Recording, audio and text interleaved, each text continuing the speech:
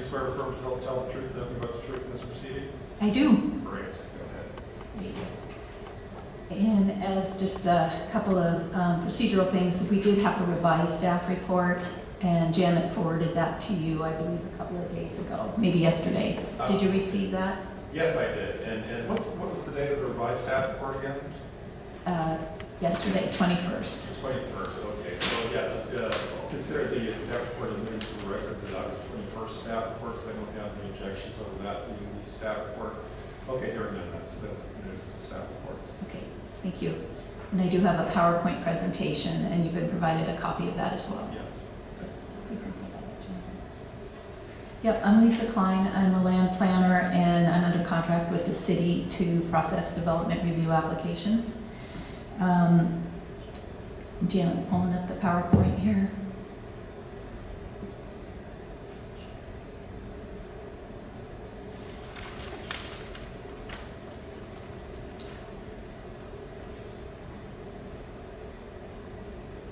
You can go ahead to the next page, Janet. Yep. We're here today because the applicant has applied for a type 3 master plan approval, and that process is described in chapter 25-152 master plans. In that chapter it says that you can impose conditions to ensure neighborhood compatibility to mitigate impacts. It is a process that requires that we review all development regulations and criteria in the district applicable to the property.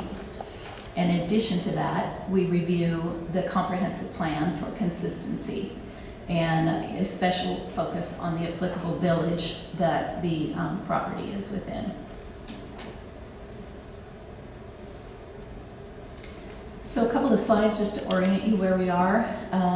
The upper right shows in red the outline of the city limits and then the location of the property. And then you can see in the lower left, again, the location of the property, which is partially improved and partially vacant land. I'll explain that a bit more. Generally located on the south side of McNeil Street and to the west side of Marshall Circle. Next slide. The comprehensive plan locates it in the Yele Village. It has a land use designation of residential 5, which is consistent with, next slide, which is the zoning district, which is also R5, as you can see here. This proposal is one of the first that we are doing where they opted to utilize the complete community overlay district, which provides density bonus incentives. And that's an option that was recently adopted, probably about 3 years ago, something like that. And the intent is to provide more flexibility along with the density bonus incentives. It's an option that's available to all residential zoning districts citywide. Next slide. So the project is to master plan a 43.8 acre area. It's currently comprised of 8 parcels altogether. So part of it, as I mentioned, is already developed. And there's also another portion that has been previously permitted. They actually have a building permit, they just haven't started construction, and we'll go through that. And then there's the vacant portion of the property, which is the new development proposal. And that includes a 78,000 square foot elementary school for approximately 500 students. And then there are 2 multifamily buildings totaling about 240,000 square feet. And they will provide a total of 283 multifamily units, some of which will be senior, restricted to 55 plus. They also are proposing certain roadway improvements, landscaping improvements, open space, recreation, and all the infrastructure required. So here's a picture of the total master plan area. This shows in the white area what's already been developed. And that area includes an assisted living facility and then also some single family senior housing units. The purple building is a memory care facility. That one has already been approved through CUP a couple years back. And then the blue is the school building. Next to that, the green is the open space area with the school field shown. And then to the south of there, you have the 2 multifamily buildings. And then here's a zoom in on the just the area of the new development that's proposed. Essentially the same thing. Next one. So quick recap of the procedural history. This project came in towards the end of 2022. We issued a notice complete in 2023, January, and then followed that with a notice of application and optional DNS notice. Quite a bit of time went by where some revisions and discussion occurred, and the end result of that was that the applicant requested to withdraw some of the applications they had previously submitted. So they originally submitted site plan review and SEPA and design review just for the school portion. And so the modified application, when they withdrew that, was just for master plan and SEPA. And that is allowed, the phasing of those permits is allowed per the CCO district restrictions. So then we proceeded with issuing a combined notice of hearing and SEPA determination. And once we did that, an error was discovered in the original noticing. Agencies were not emailed a copy of the application originally. So we started over with the noticing, and we issued a revised notice of application and optional DNS with a new comment period. We issued a revised notice of public hearing, and we issued a revised SEPA determination after the conclusion of the optional DNS comment period. That was issued on August 2nd. So during the noticing process, we received agency comments. The first one was how we identified that we had made an error in our noticing, came from Department of Ecology. The other comments from the agencies were effectively, thank you for the opportunity to comment, and we concur with the findings and mitigation measures. We also received 3 public comments. Comment from Mike Winkler. This is the one that I had to correct the staff report for. It had incorrectly commented that he was in general opposition to the school aspect of the project, and he clarified that, no, that's not what he meant at all. But he does have concerns related to traffic, parking, and access. We also received a comment from David Bungert with additional comments regarding traffic, how the TIA was put together, safety measures, access locations, and then he included several attachments. And then Gary Allen commented in particular that there was a lack of infrastructure to support the school use.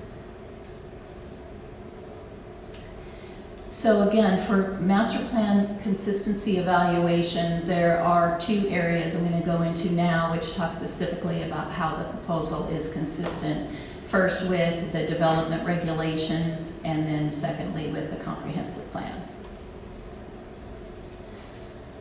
So this property falls in the residential R5 district, which is the rules and regulations for that district are in DMC 2520. In general, the purpose statement is that the R5 zone is for multifamily residences, adult family homes, schools, senior housing, and retirement homes and nursing homes are considered conditional uses. In the CCO, which is also part of that same chapter, the CCO is to provide for density bonus incentives and mixed-use development options to achieve diverse housing choices and to provide mixed-use occupancy at a neighborhood scale.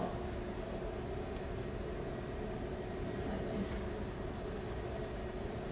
So maximum density, this is, there's a few layers to how you get the density bonus that they have applied for. So this is going through what the code says they need to do for their density bonus.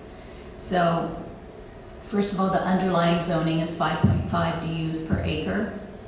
It can be exceeded, and there's several different layers, but they are proposing the 30% density bonus.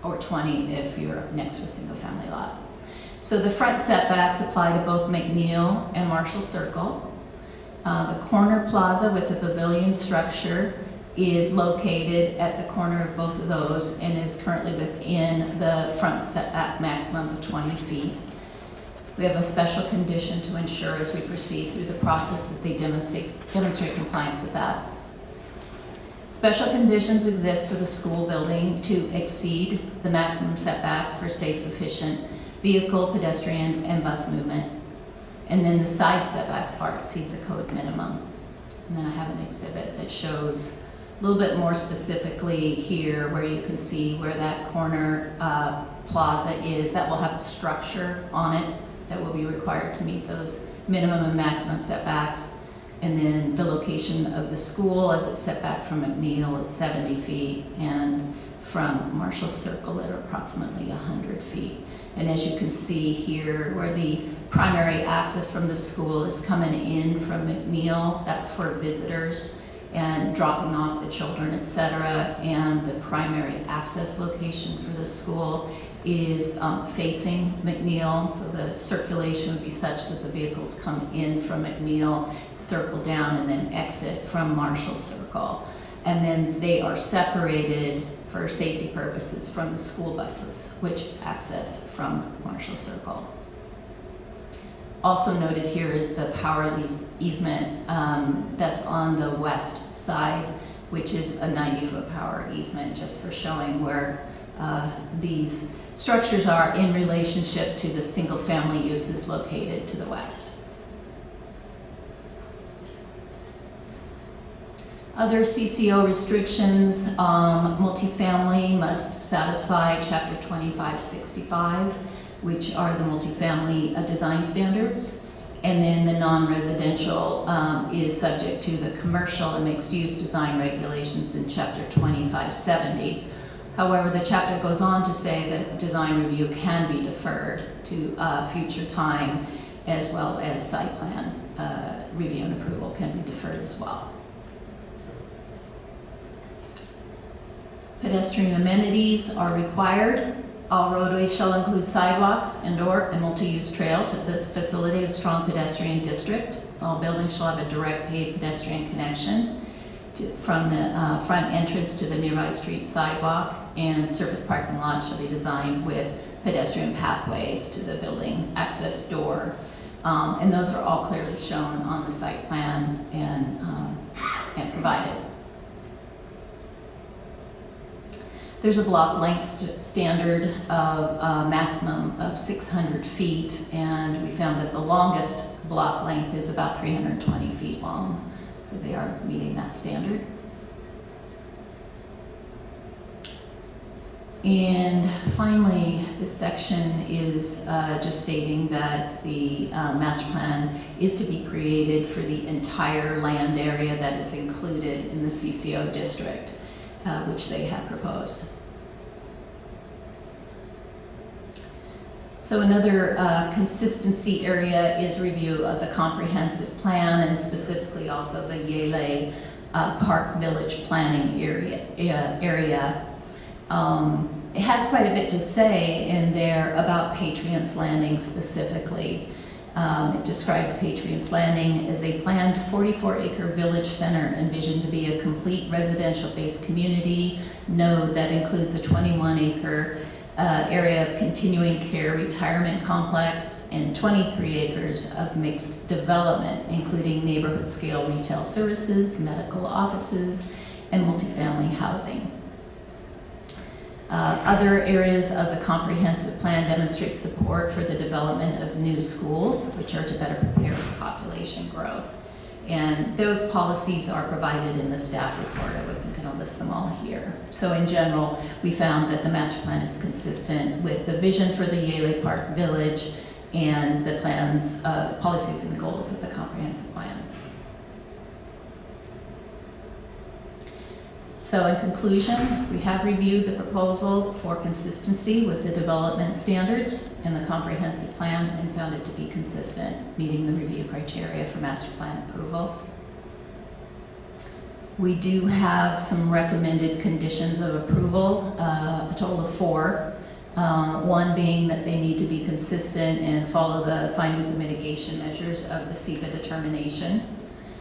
And I would just like to stop there for a minute and note that the SEPA determination includes mitigation measures related to traffic and transportation. And there were a lot of public comments about that that came through. And we felt that those mitigation measures provided us the ability to, first requiring additional study for pedestrian circulation as well as the vehicular circulation in that area.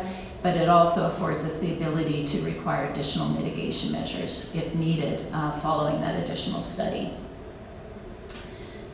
Condition 2, the proposal includes 11.7 acres of open space. So prior to issuance of building permits, they shall have a notice recorded against the property restricting 73 units to the age of 55 plus.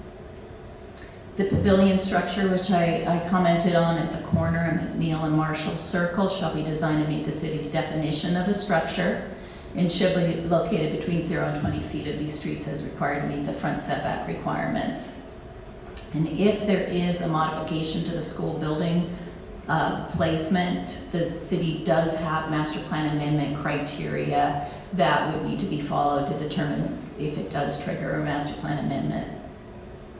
And the last condition is that type 1 design review and type 2 site plan review needs to be pursued. And then a note in there as well that the city code requires that site plan review is submitted within 24 months of the date of the final decision on the master plan. And that was my presentation of the staff report. Do you have any questions? Yeah, I had start some traffic impact questions. Should that be directed at Mr. Miller or the applicant's traffic consultant? I would be best about to answer those. I would probably defer to the traffic consultant that's online. Oh, okay. Yeah. Traffic consultant. Yeah. Okay. All right. That's. Did you see in the city's traffic consultant did prepare a comment memorandum? Yes. Yeah. Yeah. Okay. Questions about that too. And also, and you might have covered this. And I apologize if I missed it because I was looking at some of the exhibits while you were talking. But why is the developed portion in the master plan application? Is that minimum size requirement, or why is that there? We went back and forth on that at the very beginning of this project, and we found no reason why they couldn't include the entire area in the master plan community, and inclusion of the entire master plan area, or the gross site area, helped afford to get to the density bonus. Oh, I see. That's what. Yeah. Okay, that makes sense. And then also your staff report mentions that they're supposed to have some neighborhood-oriented uses. What are they? I make out what qualified as a neighborhood-oriented use for the project.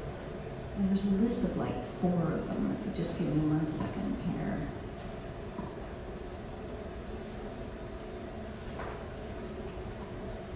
Okay, so there's a list of 4. Neighborhood-oriented uses are for the purpose of promoting a walkable village environment while protecting the district scale. And these are the options. Well, first of all, should provide building area square footage for those uses that shall be at least 0.5% of the gross CCO area. They shall not occupy more than 15% of the gross CCO area. The minimum shall be constructed prior to certificate of occupancy, and then the purpose of this standard, nursing home and residential care are not applicable. So that's not what your question was. Yeah, What are the neighborhood-oriented uses? Is that the school itself, maybe, or?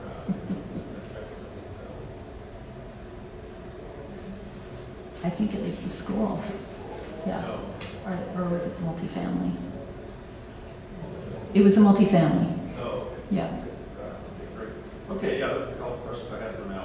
Mine are mainly on traffic. I think that's the biggest issue. Okay. So, applicants, I guess. Anything else from staff? Okay, Nothing more. Thank you. That's very useful. All right, let's move on to applicants. Who's going to speak on behalf of applicants today?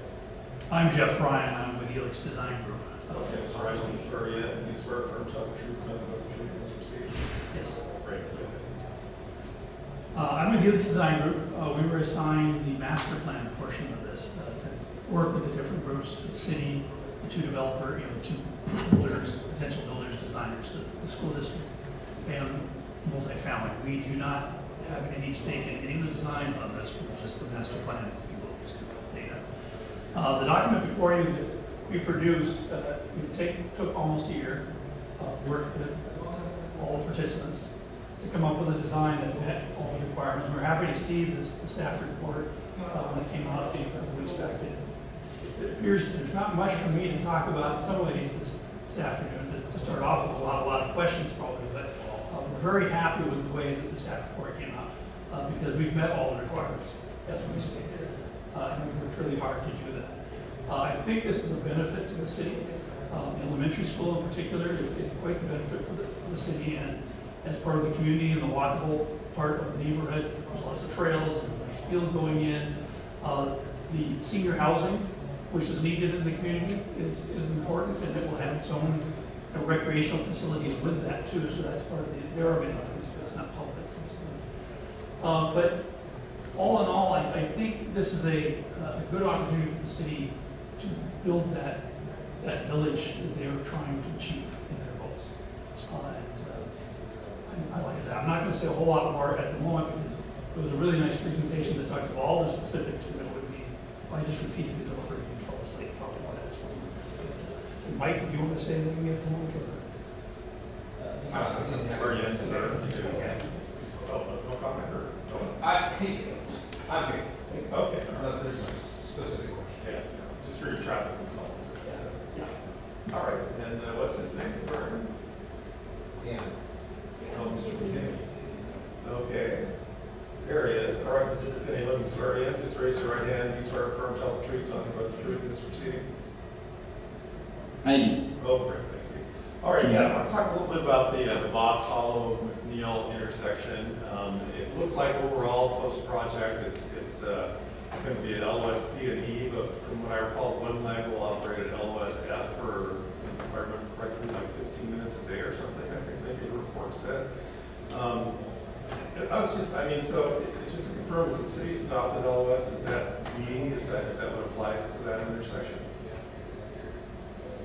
Correct, yep. Okay, and, It's the, do cities ever, when you have an intersection that overall is needing LOS, but one of its legs is not operating adequately, do cities sometimes impose mitigation to try to correct that kind of situation? yes, at times I do. I think you want to look at safety, operations, and accessibility of the intersection as a whole. So yes, there is at times you look at mitigating those options. This instance, it's a school. Sorry, go ahead. Did you have a question? No, go ahead. Sorry, the audio is a little choppy, I apologize. Yeah, so in this instance, the school has like a peak condition where many schools, you get this like a peak condition of like 15 to 20 minutes where everybody's arriving at the same time in the morning. And so that's when we're anticipating that you would have a small period of time when that congestion occurs on that south leg. Did you have a chance to read the comment letter from Mike Winkler? He had a bunch of suggestions, I think, for mitigating that impact there. Have you seen that? I have seen that, yes. Okay, could you comment on why that mitigation wouldn't be appropriate in this instance? I can summarize what they were if you need that. Yeah, maybe you can. I mean, I've read it a while back, so I'd have to Yeah, he said one refresh was my memory a little flip bit. layout of the school so that the drop-off location is on the other side, pulling the drop-off traffic off of McNeil. The other one was create a roundabout, and I think another one was require another entrance into the parking area separate from the entrance to the drop-off location. Yeah, I think there are some issues that we're still coordinating with the city on with regards to access and transportation, and we're doing that through the site design process. So there will be some more detailed evaluation and review of the access point. I think from this standpoint, we have a one-way circulation, which is actually a benefit. When you have one-way circulation, you have less conflicting movements at your access points, either entrance or exits. So that's usually a benefit and provides additional safety for both vehicular motorists as well as pedestrians in the area, having to look in less directions to find or avoid vehicular motions. So that's the primary thing. Since McNeil is a busier street, having vehicles enter from that side and exit via a lower volume street is often a benefit for circulation in terms of traffic flow getting out of the site. So those are the big things. Roundabouts are, not the most ideal for access points to school, but a lot of times you'll end up having more pedestrian crossings and more things to deal with in that. Also, a roundabout takes up a lot more right-of-way and room. So those are things that we would have to kind of consider and evaluate as you go through the process of doing that. Okay. Yeah, and I think you mentioned it's pretty common to have this problem with schools, and I think common sense kind of tells you, because you have that really intense, short period of time where kids are getting out of school, that kind of thing. I mean, in your experience in professional judgment, it's pretty common to just, if the intersection overall is operating, you just have a brief period that's kind of just taken as accepted if there aren't no safety problems associated with it. It is, and that's typically what we would see and expect, especially in a neighborhood situation like we have here. Many of the drivers that would be impacted by that operation would be aware of school conditions and typically will try to avoid school conditions, or at least if they're driving in are understanding of that.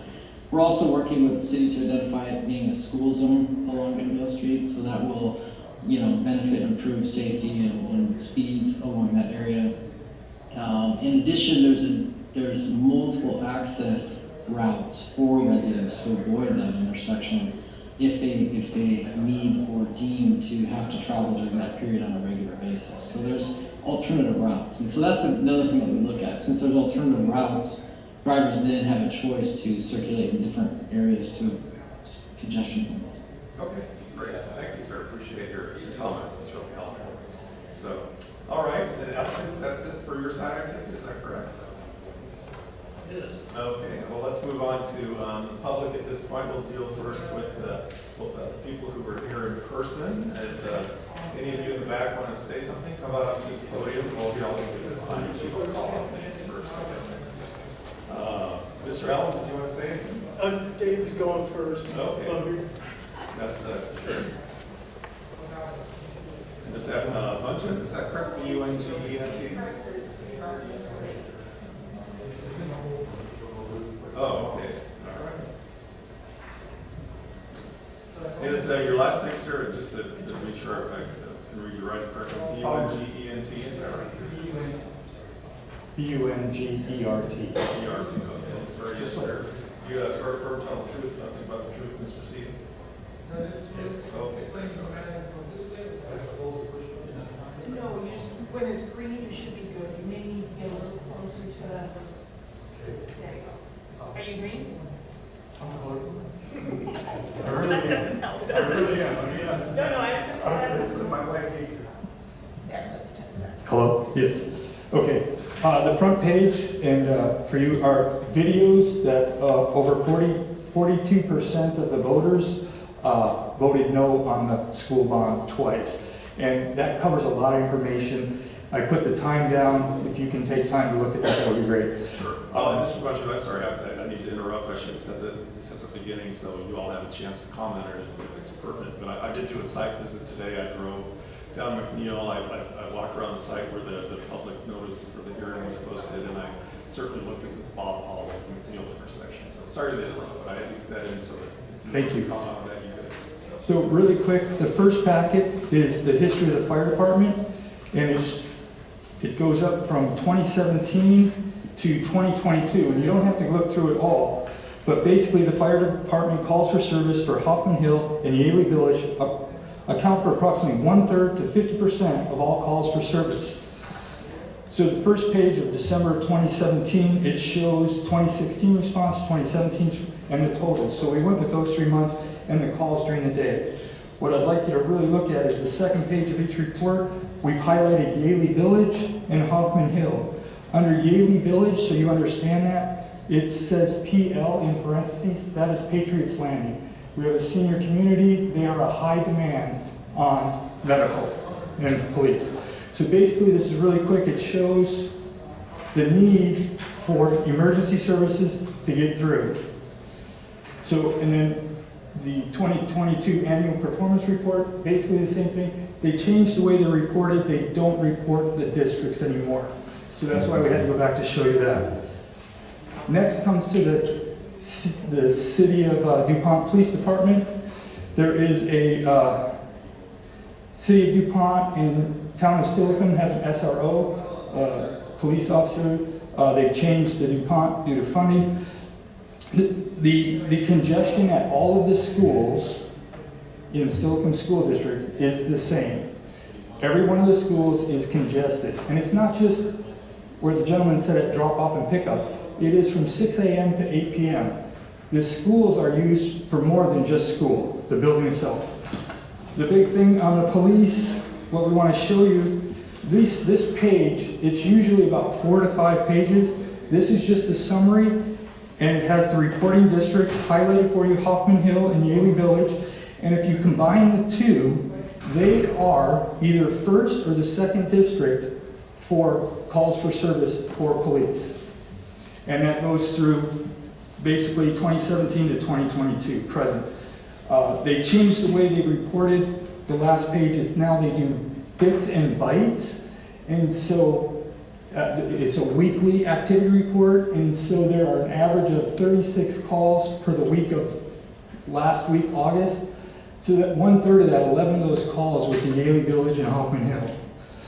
The next is quality of life. The individuals, there's many things about quality of life for the school.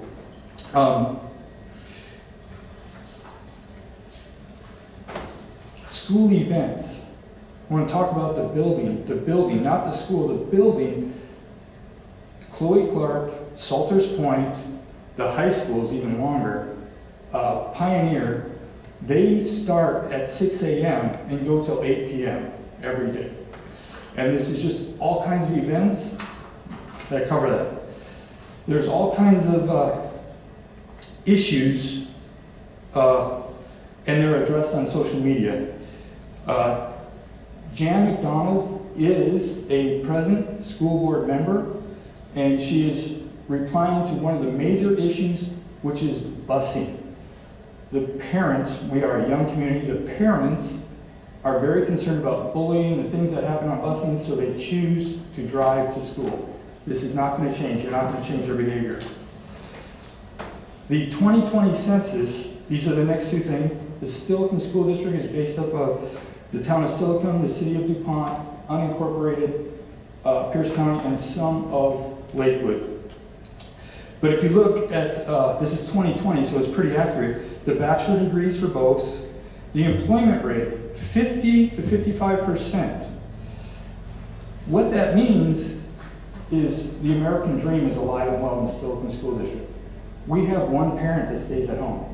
They choose to drive their children to work, to school. Sorry about that. The next is site transportation.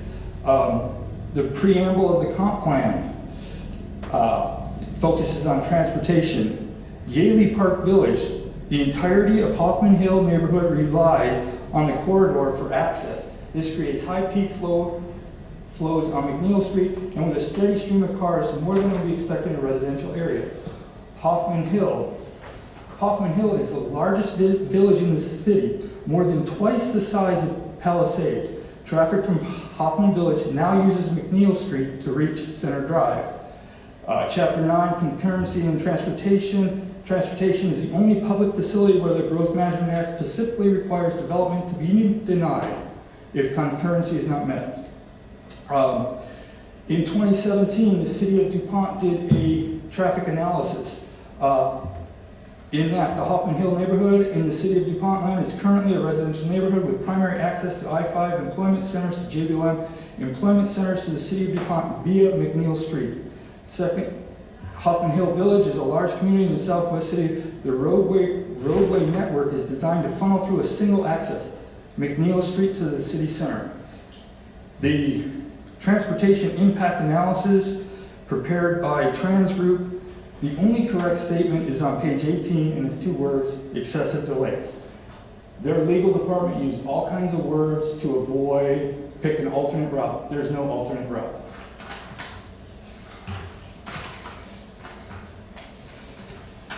All right, really quick. The need for the infrastructure for the Patriots Landing Master Plan.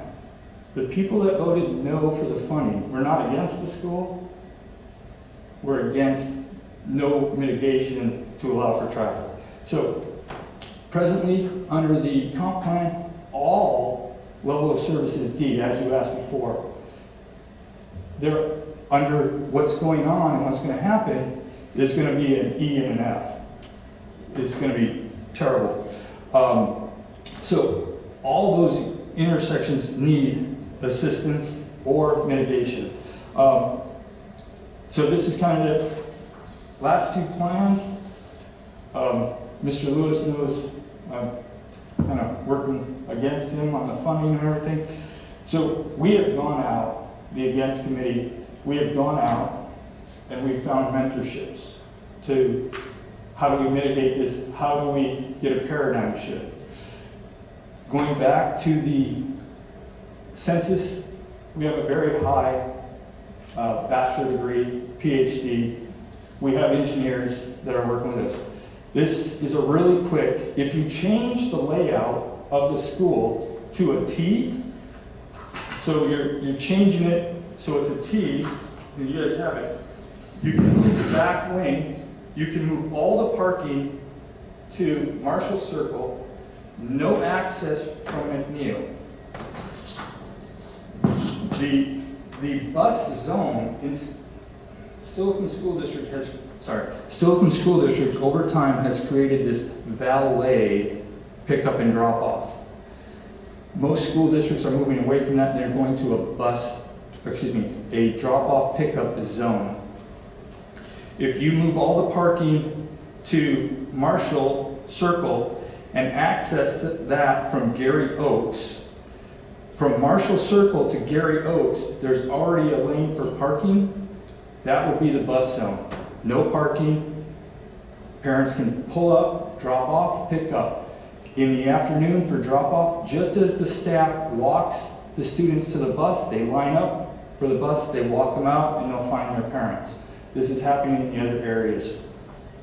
As for the infrastructure that's needed, this is really hard, but coming from the west to the east, Bob's Hollow needs 2 free right turn lanes. Right turn coming from Bob's Hollow on McNeil and from McNeil onto Bob's Hollow. Bob's Hollow is already 2 lanes, so that would be it. There will be no access, no parking. You move the school wing over, there'll be no parking or access from McNeil. McNeil, 4 lanes with back-in angled parking. There is not enough parking to support the sporting events, the concerts, the bands, everything else that goes on besides school hours. Okay? Marshall Circle needs to be a double circle. And then McNeil will pass through a double traffic circle. And then at Gary Oaks, because the people to the east of the school on Fisher, Braggett, and Gary Oaks will never be able to make a left turn to go to work or anything. They will have to come back to Marshall Circle, make a right turn, come to Marshall Circle, go through the roundabout, and then exit their community. So Gary Oaks also needs free right turns. Thank you. Do you want to have your documents submitted as an exhibit? That would be fine. Okay. Any objections over Mr. Archer's documents, his compilation and admitted as, we'll just call it exhibit 2, exhibit 1G, staff reports, attachments. Okay, you're none submitted to the record. Thank you, Mr. Budget. Appreciate your comments. Mr. Allen, did you want to say anything? Yeah. Okay. Let's swear you in. Do you swear to tell the truth, nothing but the truth in this proceeding? Hey, And for the transcript, your last name is spelled A-L-L-E. Right. Okay, great, go ahead. I was glad to hear that you went by McNeil when you saw the streets, 2 lanes, parking on both sides. A picture there completely full of cars and kids and a nightmare. If you ever went by our other schools, Pioneer or Bowdoin Clark, it's pretty much any time, it's full of people and the infrastructure's not there to put a school. It's just plain and simple. Common sense would say, where are all the cars gonna go? And then it's, you know, I have no problem with the rest of the project, just the schools should be there. There's not the infrastructure to handle it, and it's a bad idea. And it's one of those ideas that in the future people will look back and go, why did they do that? What the hell were they thinking? You know, if you wanted to pick a bad idea to torpedo our side of town, that's what you would do, because coming off of Hoffman Hill or off McNeil, you have to go down Bob's Hollow, there's a school, then you have to go past McNeil. So either way, you're in the school zone. You're going past the school. You just added however much longer to my time to get to work, to get home, or to get anywhere. And there's kids running, it's more danger. On Middle Street, there's 14 acres the school owns off the Center Drive there. And it's on 2 lanes. There's 4 lanes on Center Drive, then there's 2 lanes that go to nothing, just the vacant land that they already own. Built to 10 yards, you're not going to get a bunch of kids running over on McNeil Street, so that's all I can say. Thank you, Mr. Al. All right, anyone online that might want to speak? There's no one online. Okay, all right, we'll go back to staff at this point. And I was kind of curious, I mean, I'm pretty sure, right, consistency with comprehensive plan is one of the criteria for master plan approval, and that would include the capital facilities element, and that's infrastructure is pertinent to master plan review, right? I mean, any response to Mr. Bunger's comments about inadequate infrastructure, that kind of thing? I agree with what you said, and it does also have a specific focus on the Yele Park Village area as well in the criteria for master plan approval. Did not look specifically at the capital facilities other than looking for schools, looking for policies that were supportive of schools. So that's what I have on that.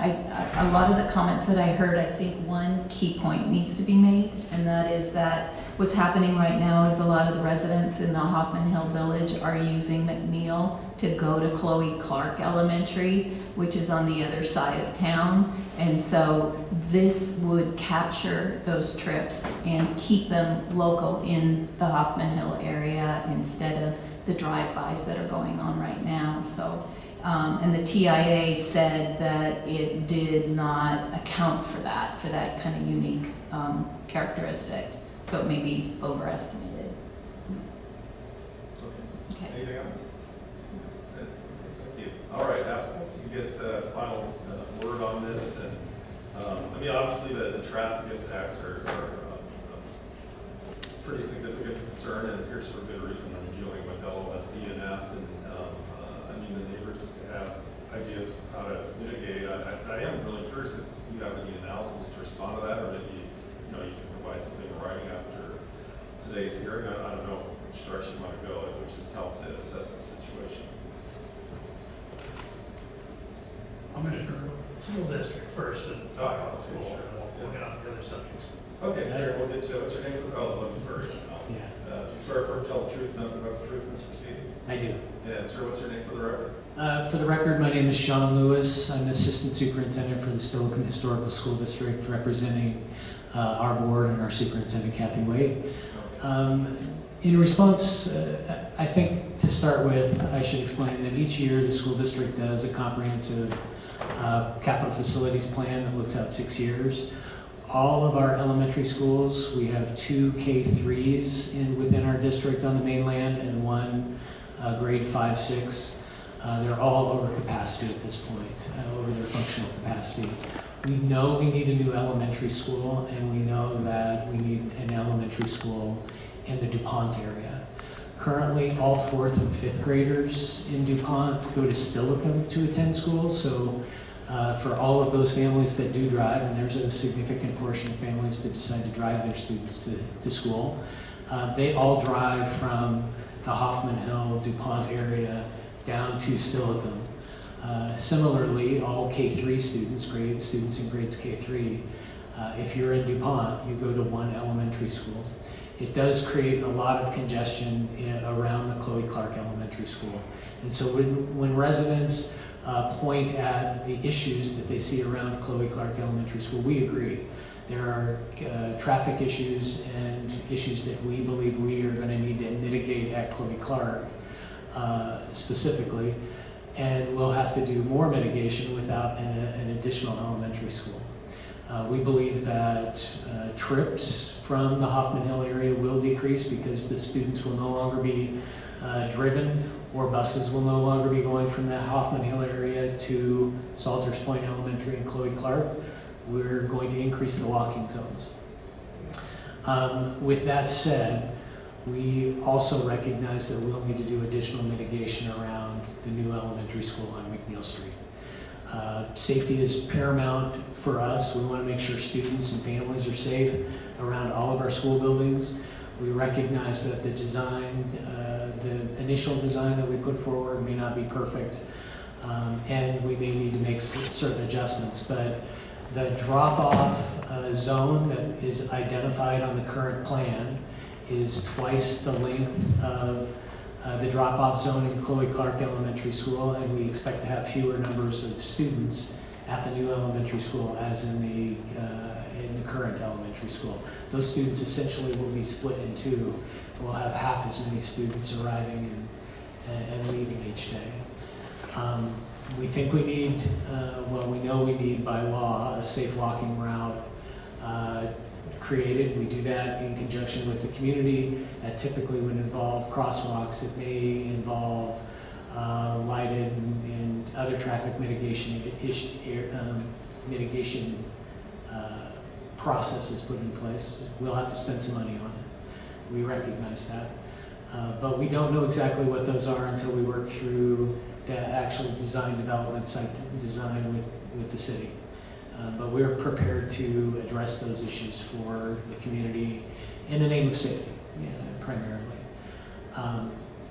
In terms of what additional things, I've taken a look at Mr. Winkler's comments and Mr. Rungard's comments. I don't agree with all of them. Certainly, there are some things I think that are things that we should consider in our design process. I agree with the traffic consultant. I'm not sure a roundabout is necessarily the right answer, but there may be additional opportunities within our site to extend the drop-off pickup area within the site to ensure that no traffic is backing up on that McNeil Street. And finally, I just want to, in rebuttal to a statement you heard earlier, that our schools are creating traffic issues from 6 a.m. to 8 p.m. every day. That just isn't true. We do have significant traffic issues at the very beginning of school and the end of school, occasionally on a PTA night, but those PTA nights are, they don't happen often, and they typically happen not during peak traffic times when you would see the need for residents to go in and out to job sites. So There's games, there's offers. So, yeah, actually, that's what I was going to ask you. I mean, for an elementary school, how often are there, activities going on after school that would draw a lot of traffic? I mean, I know certainly the high schools, they have plays and that kind of stuff. I'm not so sure about elementary schools. Yeah, That kind of stuff. certainly we wouldn't have a lot of activities directly after school. We don't have band and orchestra at our elementary schools.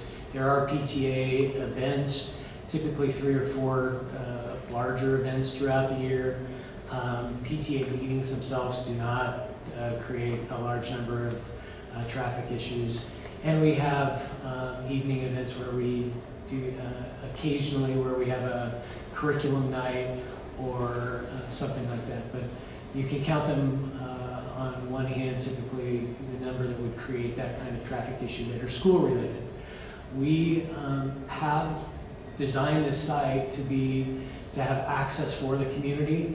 We wanted the field where it is so that we would create additional park space for the community. That may create additional soccer games and those types of things on the field. We believe that's good for the community, but certainly would not create, we're not talking about hundreds and hundreds of cars. We are talking about activities on weekends and evenings that are conducive and consistent with the use of a park space. So I heard you're pretty flexible on addressing the need for off-site mitigation of the crosswalks and roundabout if that really were necessary or something like that. I mean, is the design pretty flexible for that too? I mean, you know, if it turns out that it's better to have an entrance someplace else, is that actually, I guess I'm trying to figure out how locked in is the school design at this point? Yeah, we're through conceptual design, so we're not very far through the design process. We would want to work very closely with the city to ensure that any changes in design meet all of the standards and requirements that would be necessary and are consistent with the master plan that's been developed.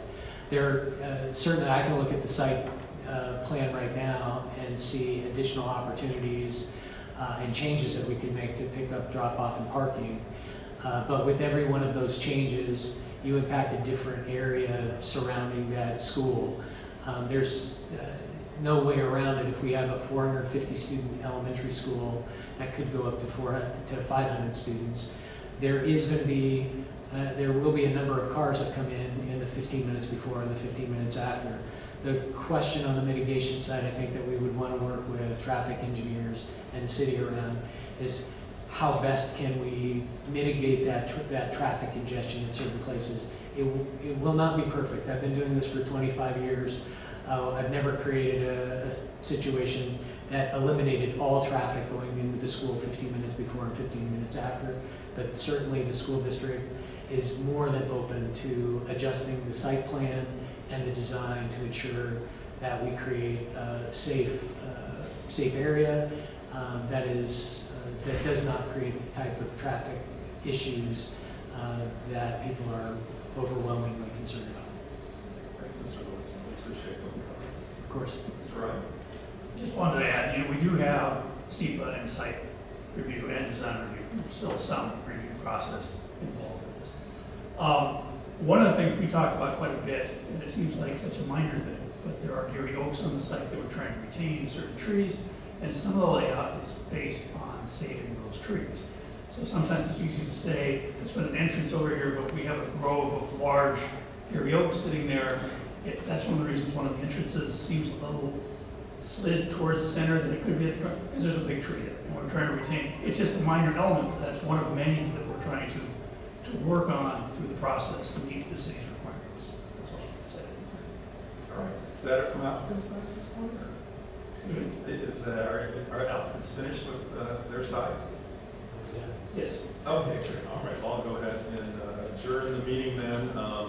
I've held a couple dozen hearings for Seattle Public Schools, so I'm very familiar with the traffic issues that they create. I mean, this is nothing like Seattle neighborhoods where sometimes you have to park 5 blocks from your house because there's so many cars crammed in there, and certain neighbors don't want that kind of situation either. So, it's a tough issue when I see LOSE and that's not a great, standard, but it's also you have to have schools. I mean, there's no question. So, all right, I got some good information to look over. I really appreciate it. I mean, as usual, I think the DuPont citizens really, came well prepared and brought some tough issues for me to mull over. And I got some work ahead of me. So appreciate all the presentations made today. We're adjourned this afternoon. So thank you for coming. Recording stopped.